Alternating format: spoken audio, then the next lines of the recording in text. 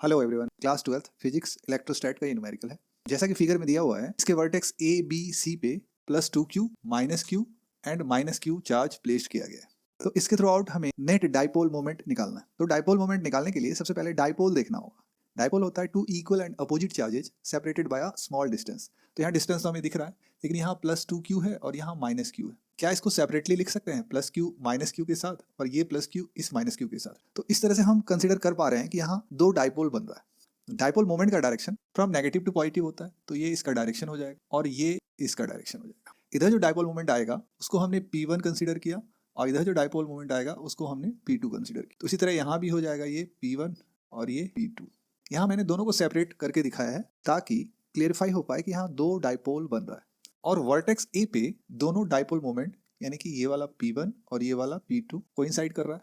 तो जैसा कि हम जानते हैं डाइपोल मोमेंट एक वेक्टर क्वांटिटी है, तो वेक्टर क्वांटिटी होने के कारण यहाँ पे हमको इसका रिजल्टेंट फाइंड आउट करना पड़ेगा और रिजल्टेंट के लिए हमें एंगल चाहिए। तो ये एंगल अगर हम फाइंड कर लें तो इसके बीच से जो रिजल्टेंट होगा वो निकल जाएगा। गिवन है एक इक्विलैटरल ट्रायंगल है, तो इक्विलैटरल ट्रायंगल का हर एक एंगल 60 डिग्री होता है। अब यहाँ पे देखें तो ये 60, तो इसका वर्टिकल अपोजिट एंगल ये भी 60 हो जाएगा।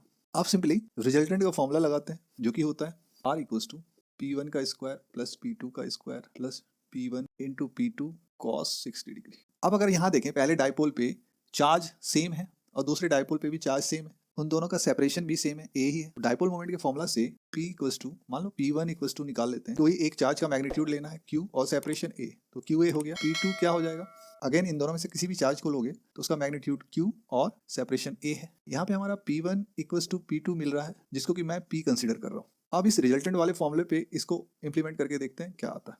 तो यहाँ P का स्क्वायर फिर P का स्क्वायर फिर 2 × P × P into cos 60 degree, ये बन जाएगा मेरा 2P स्क्वायर और प्लस 2P स्क्वायर cos 60 1/2 होता है।